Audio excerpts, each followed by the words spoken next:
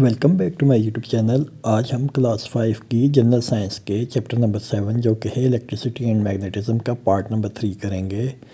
तो शुरू करते हैं। सबसे पहले हमारे पास टॉपिक है कंडक्टर्स एंड इंसुलेटर। कंडक्टर्स मतलब मूसल एंड इंसुलेटर मतलब गैर मूसल। कंडक्टर्स क्या होते हैं और इंसुलेटर क्या होते हैं, नीचे हम इनको पढ़ेंगे।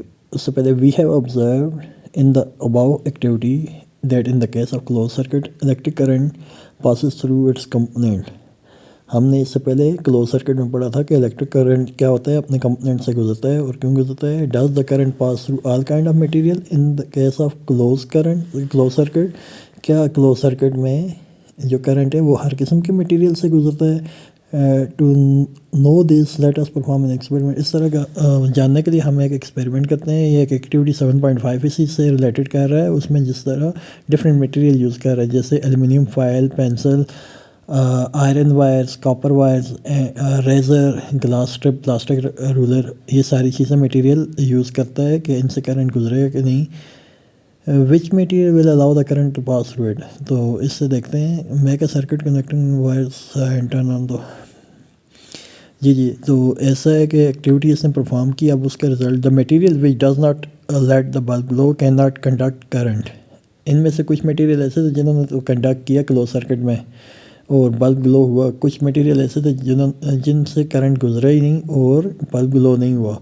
तो ये कह रहे थे material which does not let the bulb glow can not conduct current. जिन्होंने बल्ब को जलाया नहीं वो उन्होंने करंट को कंडक्ट ही नहीं किया, करंट को वहाँ से अपने अंदर से गुजरने ही नहीं दिया। This shows that current can pass through some material and can not pass some other material. कुछ मटेरियल से करंट गुजरा लेकिन कुछ से नहीं गुजरा। तो नीचे डेफिनेशंस हैं। The material through which current can pass are called conductor. वो मटेरियल जिनके अंदर से करंट गुजरा उनको कंडक्टर्स कहते हैं, मूसल कहते हैं। On the other hand the material which through which current can not pass are called insulator. वो मटेरियल जिनसे करंट नहीं गुजरा उनको कहते हैं इंसुलेटर या गैर मूसल कहते हैं।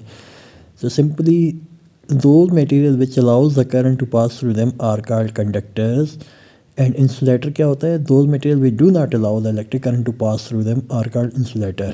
The iron or copper wires and other metallic objects are conductors. लोहा, कॉपर, तांबा और दूसरे मटेरियल जो होते हैं, मेटल्स जो होते हैं जो अपने अंदर से करंट गुजारते हैं उनको कंडक्टर्स कहते हैं।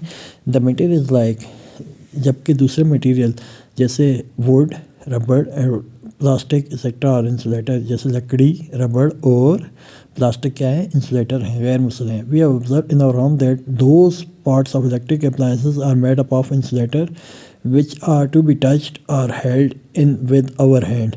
हमारे घरों में देखा गया कि हम वो वाली बिजली के जो चीज़ें हैं, इलेक्ट्रिक अप्लायंसेस हैं जिनको हम टच करते हैं उनको इंसुलेटर से बनाया गया है। This is done to avoid the danger of electric shock. ये इसलिए बनाया गया है कि ताकि बिजली के झटके से बच सकें। For example electric iron is made up of metal but it's handle is made up of with plastic rod. कि जो इस्त्री है वो किससे बनाई गई है? लोहे से बनाई गई है या मेटल से बनाई गई, बट उसका जो हैंडल है, दस्ता जो है, वो प्लास्टिक से बनाया गया है।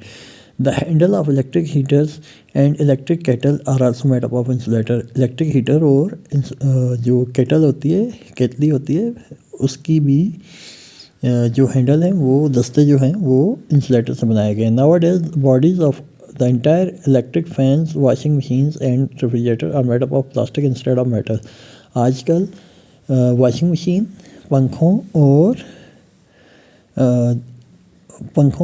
की और फ्रिजों के जो बॉडी है वो प्लास्टिक से बनाई गई है, मेटल की जगह प्लास्टिक से बनाई गई है।